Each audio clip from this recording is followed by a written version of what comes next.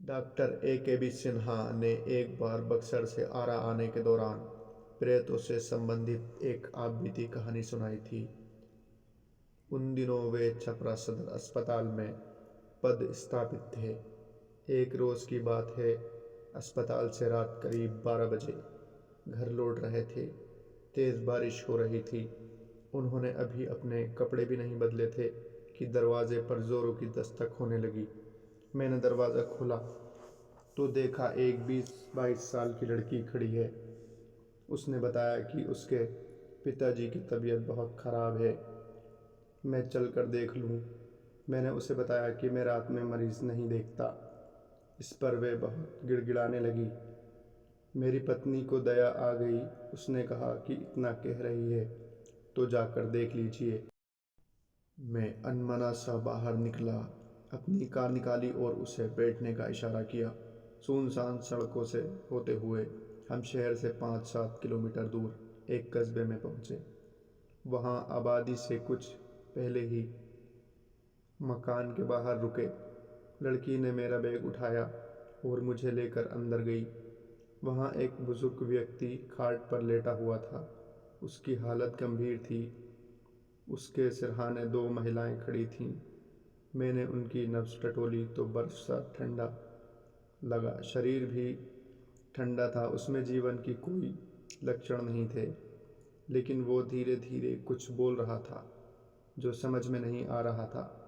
मुझे कुछ समझ में नहीं आया तो उसे एक इंजेक्शन दिया और एक दवा खिलाने को दिया। सिरहाने खड़ी एक औरत ने उसे खिला दिया। एक टैबलेट सुबह में खिला देने के लिए भी दिया। इसके बाद चलने के लिए उठा तो लड़की ने मेरा बैग उठा लिया और कार तक छोड़ आई। अगली सुबह अस्पताल जाने के लिए घर से निकला तो सोचा रात वाले मरीज़ को देख लूँ। मैं बस्ती में पहुँचा, लेकिन वो मकान कहीं नहीं दिखा।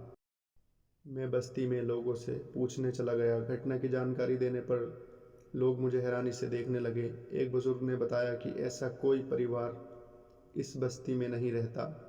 ये प्रेत लीला है जो हर एकाध साल पर घटित होती है। वो एक भूता खंडर है। आप वहीं गए होंगे। आपने इलाज किया इसलिए बच गए, नहीं तो मार डाले जाते। मैं भूत प्रेत पर विश्वास नहीं करता। इस पर बस्ती के कुछ नौजवानों ने कहा कि उस जगह पर चलिए जहाँ वो मकान था। मैं 2-3 लोगों को लेकर वहाँ पहुँचा तो वहाँ पूरी तरह खंडर था। उसमें मकड़े का जाल भरा हुआ था। काफ़ी गंदगी थी।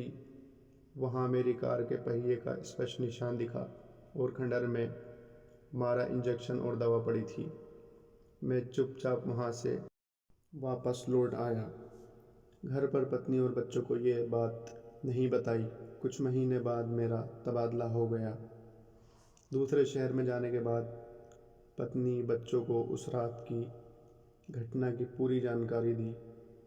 आज भी उस रात की याद आने पर सिहर उठता हूँ।